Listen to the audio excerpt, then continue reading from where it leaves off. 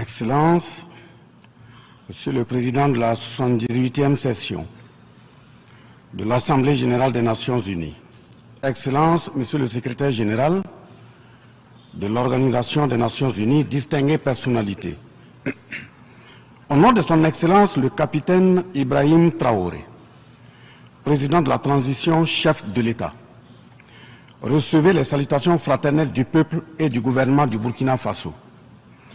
Au nom du peuple burkinabé, je m'incline respectueusement sur la mémoire des grands leaders dans le monde qui ont fait rêver et espérer d'une société humaine juste et équitable à travers leur engagement, détermination et esprit de sacrifice. Je cite notamment Fidel Castro de Cuba, Patrice Émeric Lumumba du Congo, Modibo Keïta du Mali, Ruben Unyobé et Félix Mounier du Cameroun, Sylvanus Olympio du Togo, Che Guevara de l'Argentine, Martin Luther King et Malcolm X des États-Unis d'Amérique, Nelson Mandela de l'Afrique du Sud, Jomo Kenyatta du Kenya, Amilcar Cabral de la Guinée-Bissau et des îles Cap-Vert, Marianne Ngouabi du Congo-Brazzaville, le capitaine Noël Isidore Thomas Sankara du Burkina Faso, etc. Ces leaders ont été pour la plupart exécutés de façon violente et d'autres assassinés à travers le feu des prisons et des empoisonnements. Leur seul crime a été pour chacun d'eux l'incarnation des rêves, des ambitions, de l'espoir des peuples meurtris, violés, violentés et pillés. Monsieur le Président, ma présence à cette tribune honore des Nations Unies, au nom du Burkina Faso, pays des hommes intègres, n'est pas pour ériger des murs de lamentation. Je ne suis non plus pas là pour vous livrer, mais j'ai été plutôt mandaté en sacrifice pour vous dire que le mensonge d'État, l'hypocrisie diplomatique, la boulimie du pouvoir, la recherche effrénée du gain, l'esprit démoniaque de domination et d'exploitation de l'homme par l'homme sont les vrais plaies qui gangrènent notre vivre ensemble et font courir toute la société à sa perte, y compris donc notre organisation, l'ONU. Son Excellence, M. Antonio Guterres, secrétaire général de l'Organisation des Nations Unies, Son Excellence, M. Joe Biden, président des États-Unis, Son Excellence, M. Denis Francis, représentant permanent de la Trinité et Tobago auprès des Nations Unies, élu président de la 78e session de l'Assemblée générale, Son Excellence, M. Luis Inácio Lula da Silva, président de la République fédérative du Brésil, permettez-moi de reprendre ici des parties de vos propos, discours respectifs prononcés à cette même tribune, à l'ouverture de cette 78e session. Primo, je cite, « Nous sommes dans un monde sans dessus-dessous. Des cadavres jonchent les plages où des milliardaires se prélassent. » Pour la deuxième personnalité, je cite, « Nous sommes à la croisée des chemins.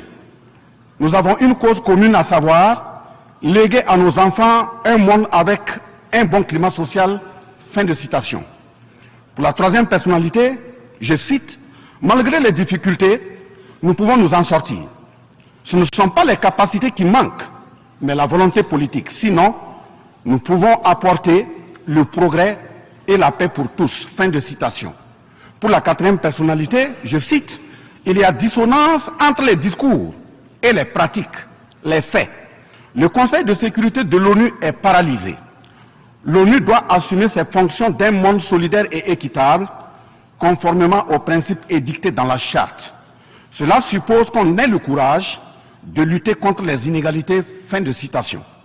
La quintessence des expressions de ces quatre autres personnalités signifie clairement que les inégalités dans le monde sont voulues, sinon qu'avec un minimum de courage et de volonté politique, nous pouvons, à défaut de les éradiquer, les amenuiser à leur congrue expression. En effet, chaque année, les discours pleuvent au même titre que les promesses et engagements. Les preuves de la dissonance entre les discours et les faits sur ces questions de principe contenues dans la charte de l'ONU dont la justice, l'égalité, la dignité, l'intégrité, le droit à l'autodétermination, la souveraineté des États, l'inviolabilité du territoire et le respect du droit international sont ce qui se passe en Libye, dans le Sahel, précisément sur le Niger et sur la crise entre la Russie et l'Ukraine. D'abord, en Libye, suite à cette catastrophe diluvienne, des milliers de voix ont été fauchées, des milliers de vies donc ont été fauchées. Pour badigeonner nos consciences de tranquillité transparente, chaque nation se précipite pour présenter sa compassion, sa solidarité. C'est certes pour donner l'impression que nous vivons en société et que nous défendons des valeurs. L'honnêteté intellectuelle le recommande et l'histoire des consciences nous reflète que nous devons présenter nos sincères excuses au peuple libyen pour avoir été, collectivement et individuellement, par passivité condamnable ou par complicité active et inacceptable, aux côtés des bourreaux qui ont été la première catastrophe anthropique en Libye. C'est cette catastrophe qui a mis la Libye à genoux en la saccageant et tuant son guide avant que les eaux de déluge ne viennent l'endeuiller davantage. Et malheureusement, à la tête de cette catastrophe humaine était l'ONU sous la résolution 1970. Et le silence coupable voit la complicité de la CEDEAO et de l'Union africaine. Cette macabre intervention, avec la France de Nicolas Sarkozy en tête, a liquidé le guide libyen, le colonel Muammar Kadhafi, le 20 octobre 2011. Si les condoléances au peuple libyen avaient un minimum de bon sens et sans hypocrisie, cette diplomatie macabre n'aurait jamais lieu autour du cas du Niger pour y créer une Libye bis. Ensuite, pour preuve que les relations internationales sont teintées d'une haute hypocrisie diplomatique, dénudées de conscience, de morale, de dignité, d'intégrité, de justice, donc de paix, ce sont encore les mêmes gesticulations dans un aliment scandaleusement mortifère qui s'agitent comme des fauves autour de leur proie blessée pour la dévorer. Aujourd'hui, nous avons fait le constat malheureux que contrairement au discours de profession de bonne foi prononcé à cette tribune de l'ONU, invitant au respect de la charte de l'ONU et du droit international, les dirigeants représentant le peuple frère du Niger ont été pratiquement interdits d'accès au siège des Nations Unies. Le Burkina Faso condamne fermement cette manœuvre sordide qui relève de pratiques moyenâgeuses. Cela ne peut évidemment se faire que par des esprits en perte de valeurs essentielles pour toute vie harmonieuse en société. De ce fait, nous renchérissons pour dire que l'ONU ne doit en aucun cas être un instrument dans les mains d'un quelconque pays. Les leaders panafricanistes qui se sont battus pour l'unité africaine, nos grands-parents qui sont tombés dignement sous les balles assassines des colons, les dignes fils africains qui se sont sacrifiés pour l'honneur sur le continent et qui ont lutté férocement contre la traite négrière et le néocolonialisme, ont eu leur sommeil de guerriers perturbé pour avoir entendu qu'une poignée d'enfants égarés de l'Afrique tiennent le Niger, telle une boule de coton, à l'envahisseur afin qu'il y mette le feu. Oui, cher continent africain, une poignée de tes enfants a décidé de t'humilier et de te vilipender à travers le mensonge éhonté d'État, en commençant par le Niger. Par conséquent, je lance un appel vibrant et solennel au peuple sénégalais, béninois, nigérien, ghanéen, tchadien, ivoirien, comorien, bissau-guinéen et tous les peuples d'Afrique à se mobiliser davantage dans la fraternité et la solidarité africaine afin d'éviter que les impérialistes mettent le feu au Niger, comme le cas de la Libye. Monsieur le Président, Monsieur le Secrétaire général, distingué personnalité, j'insiste à cette tribune de l'ONU et devant le monde entier que la CEDEAO, l'Union africaine et l'ONU doivent impérativement se muer en des organisations véritables des peuples en lieu et place de structures d'une minorité de chefs d'État. Elles ne doivent pas être utilisées et instrumentalisées pour déstabiliser des pays frères en assassinant leurs leaders. Ce n'est qu'à ce prix que la charte de l'ONU et le droit international auront un sens. Enfin, parlant de la charte de l'ONU et du droit international, un conflit entre la Russie et l'Ukraine est est entretenu et voulu par certaines puissances. Ainsi, plusieurs pays occidentaux, notamment les États-Unis et l'Union européenne, y ont déversé toute sorte de soutien, notamment militaire. Les populations civiles ukrainiennes, engagées comme volontaires, dont certains pilotent même des chars, sont félicités et traités de patriotes. Le Mali, le Niger et le Burkina Faso font face à une guerre qui leur a été imposée par l'impérialisme sous le couvert de terroristes de tout acabit, sémant terreur et désolation. Malgré l'existence de cette même charte des Nations Unies, avec ses principes d'égalité, de justice d'une part, et d'autre part, le même droit international invoqué.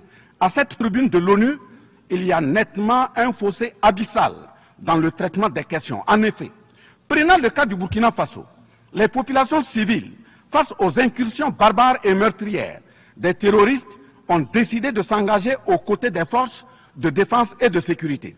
Ces populations ainsi engagées, formées et encadrées par les FDS, sont appelées des volontaires pour la défense de la patrie. Ainsi, au Burkina Faso, nous avons 58 000 VDP, dont 42 000 VDP communaux et 16 000 VDP nationaux, qui combattent sur tous les fronts aux côtés des forces de défense et de sécurité, formées, encadrées, orientées par elles.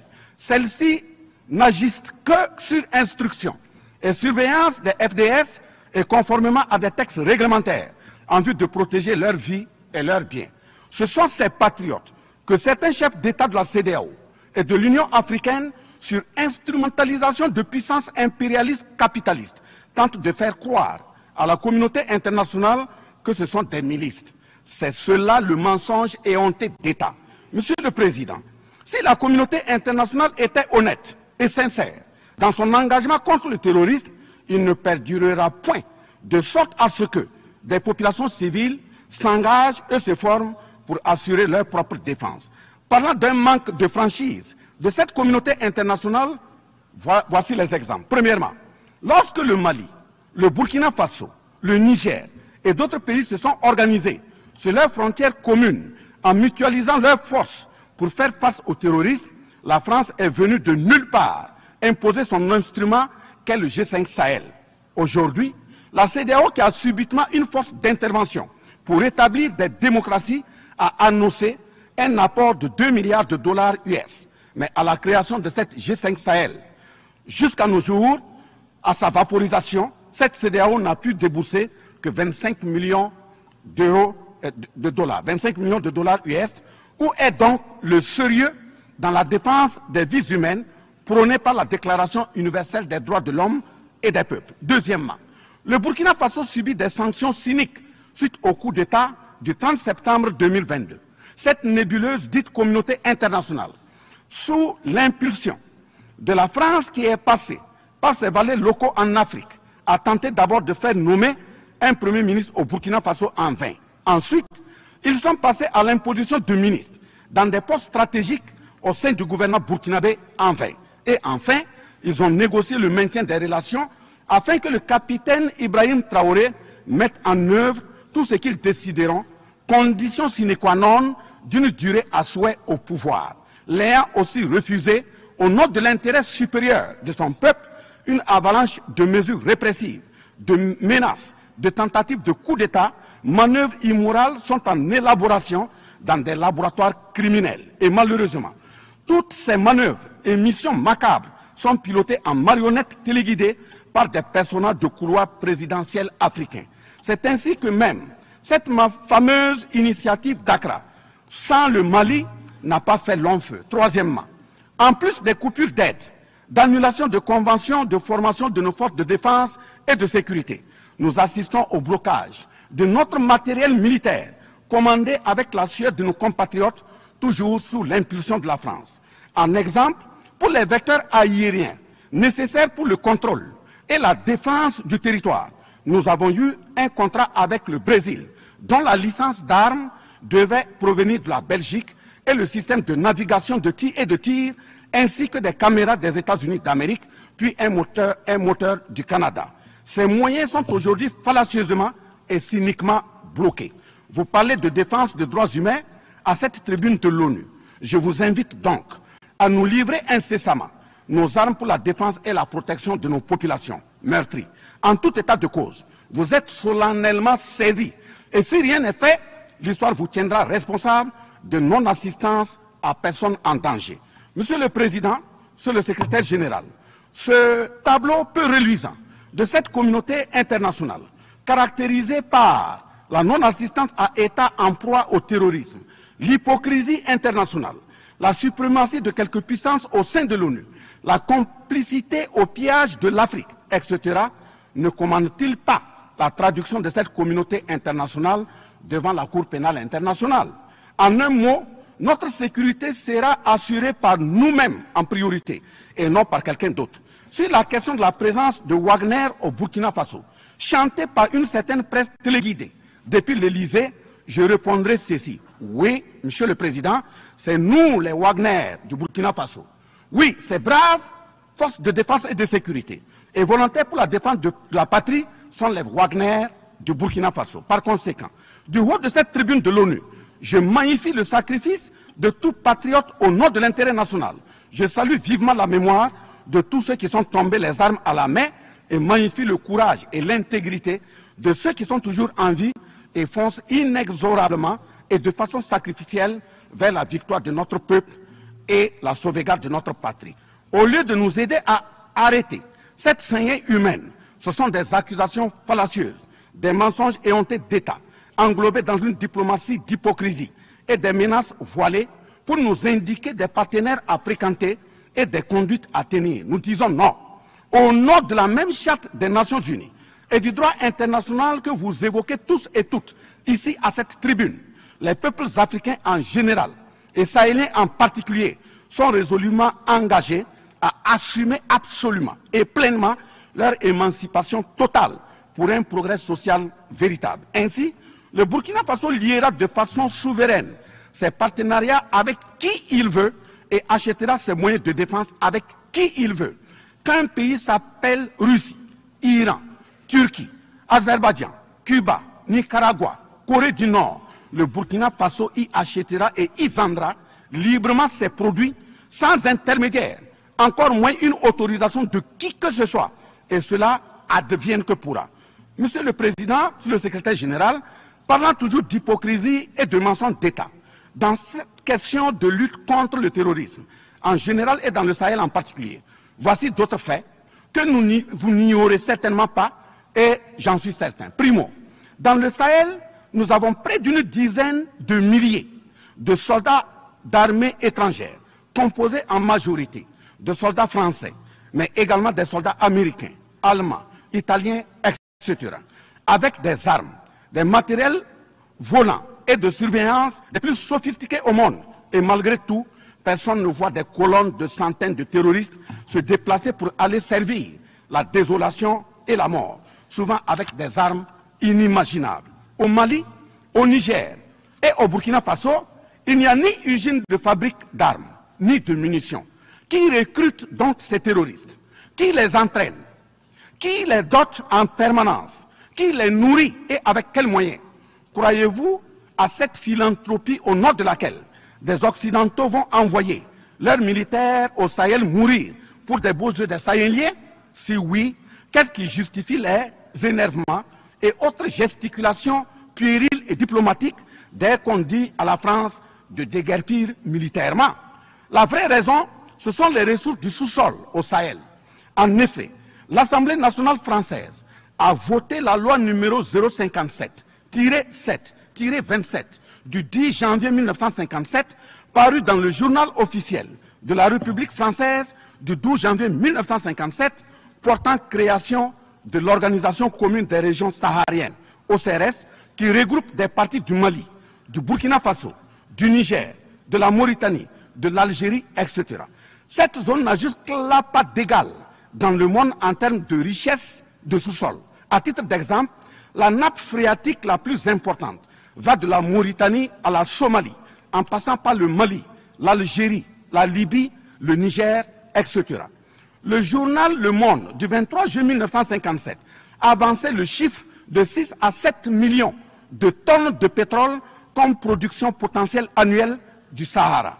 En plus de ces ressources naturelles, nous avons l'uranium, l'or, le cobalt, le zinc, le diamant, le lithium, le cuivre, etc. Si vous, les Occidentaux, vous aimez tant les Sahéliens pour y amener vos militaires, mourir au nom de la démocratie, de la liberté, des droits humains et de la paix, pourquoi tout le continent africain, qui compte 1,3 milliard d'habitants, dont le deuxième continent le plus peuplé, avec 30 415 873 km² et 54 États, n'a aucun siège permanent au sein du Conseil de sécurité avec un droit de veto. N'est-ce pas là, au-delà d'un crime d'État, un crime onusien?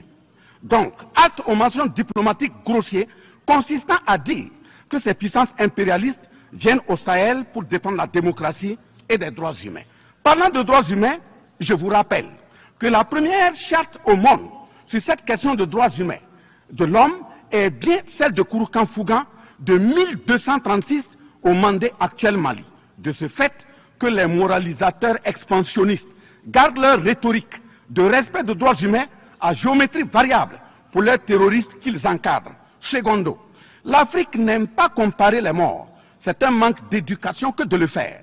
Par conséquent, je m'incline respectueusement sur la mémoire de toutes les nationalités ayant perdu la vie en Afrique en général et au Sahel en particulier. Ainsi, sur les sorties hasardeuses, condescendantes et malheureuses du président de la République française Emmanuel Macron, et qui frise souvent le ridicule, tout en se glorifiant d'une hypothétique condescendance sur les peuples africains, je m'impose le devoir de lui faire un petit cours d'histoire sur sa propre histoire.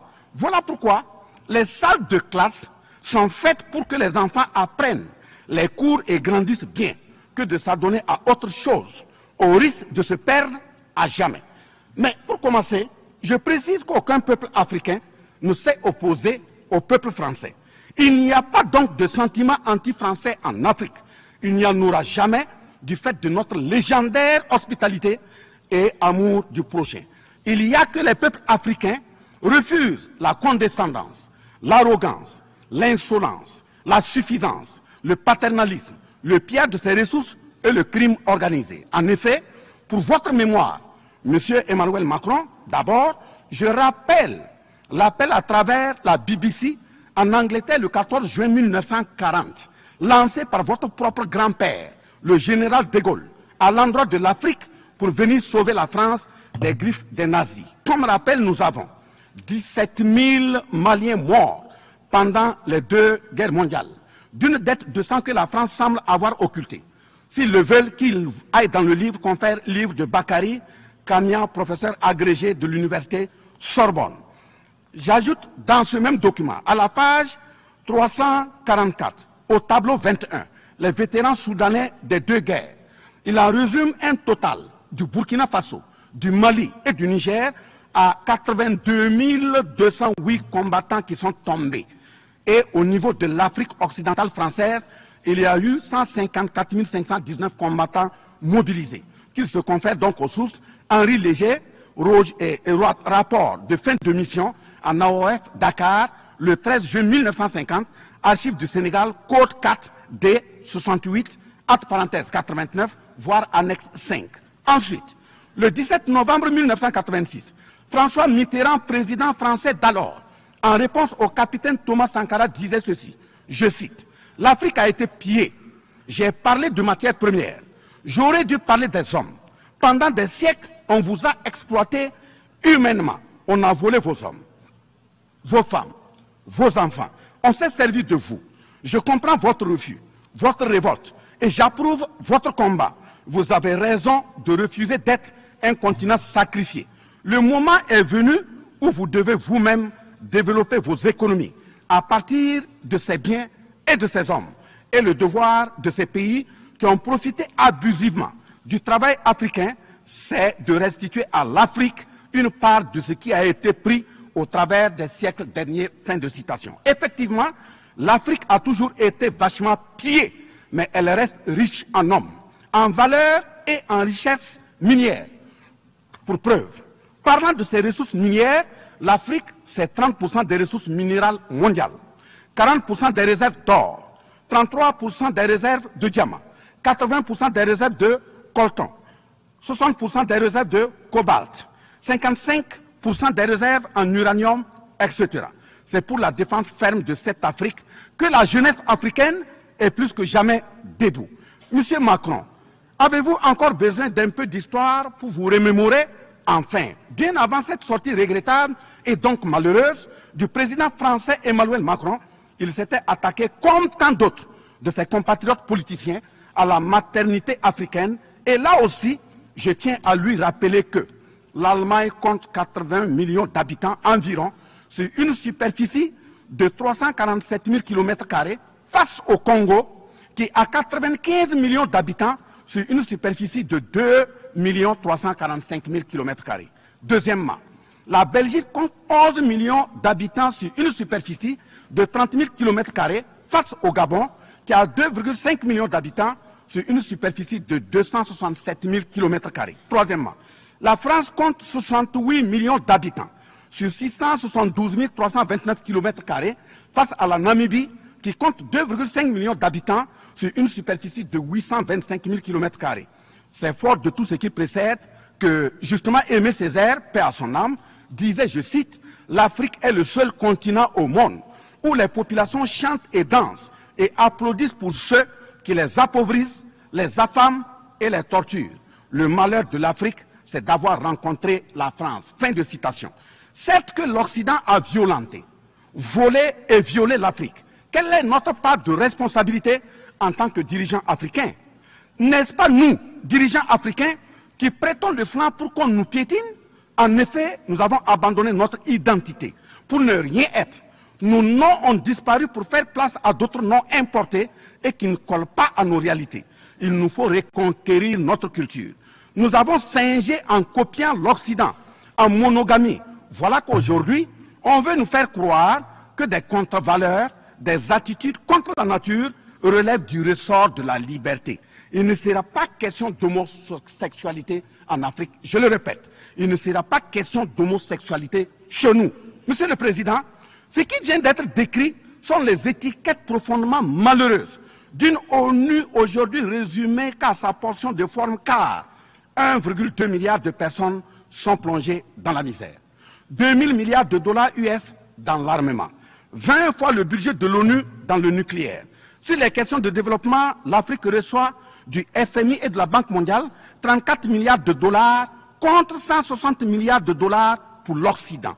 La paralysie du Conseil de sécurité de l'ONU, la paralysie de l'Organisation mondiale du commerce, la montée des tensions suite au repositionnement géostratégique. L'Organisation mondiale du commerce également encore bloquée. Le Fonds monétaire international FMI et la Banque mondiale qui fonctionnent en véritable usurier. L'Organisation mondiale de la santé qui est de plus en plus dominée par les firmes pharmaceutiques de rente, donnant ainsi une priorité commerciale que sociale aux vaccins tels que le vaccin contre la Covid-19. L'ONU qui devient de plus en plus l'ombre d'elle-même de par les tentatives de sa prise en otage par un conglomérat de puissances internationales impérialistes, brouillant ainsi la clarté et le sérieux dans ses prises de position, etc. Par conséquent, les peuples africains en général, et sahéliens en particulier, se battront vigoureusement pour que la CEDEAO, l'Union africaine et l'ONU soient des institutions au service véritablement des peuples du monde pour leur profonde émancipation et le progrès social véritable. Parce que ce sont les manquements de ces organisations, leur manque de sincérité, leurs décisions clientélistes et à géométrie variable, la couverture des tripatouillages constitutionnels avec leur lot de crimes, la promotion de la mauvaise gouvernance, le pillage, la désorganisation sociale et la corruption qui conduisent immanquablement au coup d'État, qui ne sont donc que des conséquences. Traitons donc les causes et les conséquences disparaîtront d'elles-mêmes. Mais si nous continuons avec ce jeu de l'Autriche, à la diplomatie d'hypocrisie, aux mensonges éhontés d'État, aux crimes organisés, au tripatouillage constitutionnel et à la fabrication de l'armée à la tête de nos États africains, même l'ONU risque de ne pas échapper à un coup d'État. À bon entendeur, salut. Dans ce sens,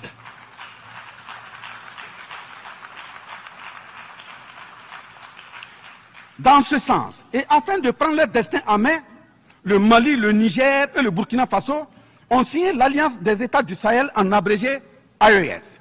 L'AES est une architecture pour la sécurisation de nos pays, partant du traité révisé de l'autorité de développement intégré de la région du Liptako-Gourma. Prenant en compte la situation sécuritaire et surtout le manque de franchise dans le partenariat, il s'agit de compter sur nos propres ressources en recherchant la mutualisation de nos moyens et à œuvrer à faire disparaître les discontinuités dans les espaces de manœuvre opérationnels. Monsieur le Président, je vous signifie avec force et fermeté, dans une haute et intelligible voix que, primo, nous, peuple africain, sommes foncièrement démocrates. Pour preuve, notre attachement à la dignité humaine transcende la démocratie.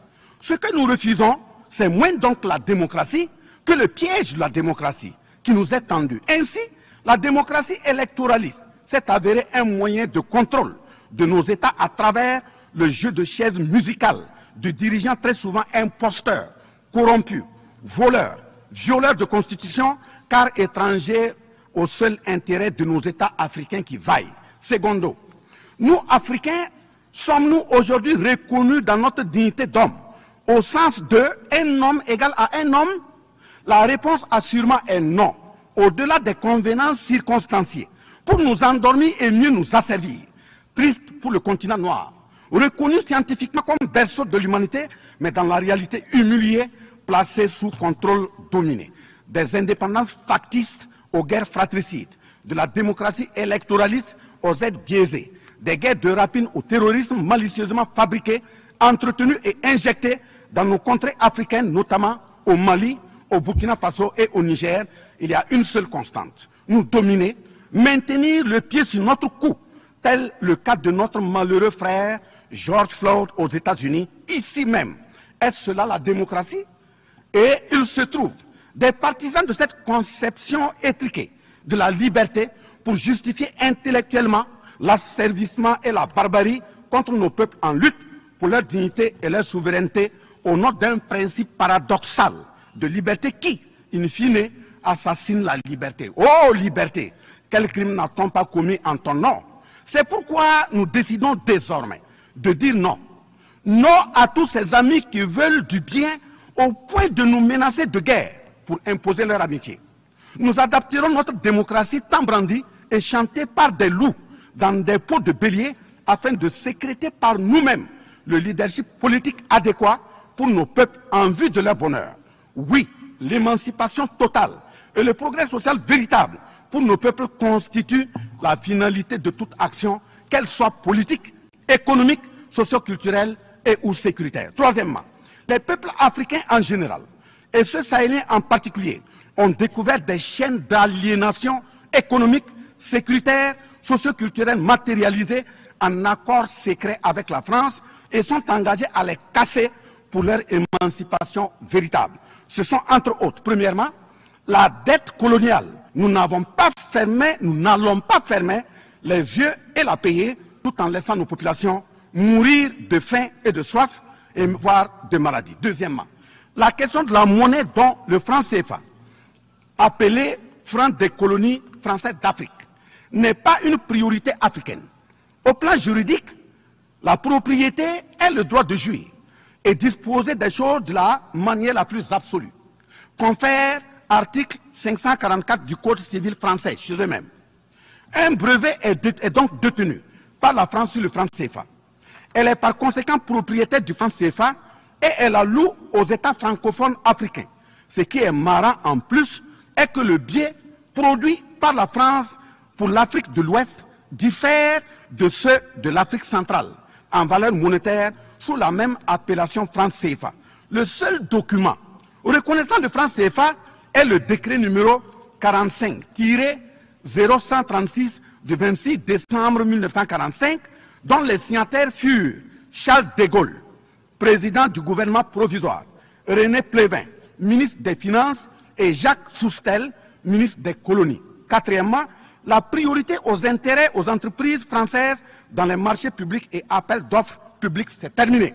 Cinquièmement, le droit exclusif de fournir des équipements militaires et de former les officiers militaires des colonies, là également c'est terminé, etc. Quatrièmement, personne n'applaudit un coup d'État. Mais si nous ignorons que ces coups d'État sont souvent des conséquences de la mauvaise gouvernance, et des tripatouillages constitutionnels pour s'offrir des mandats supplémentaires, il y en aura toujours.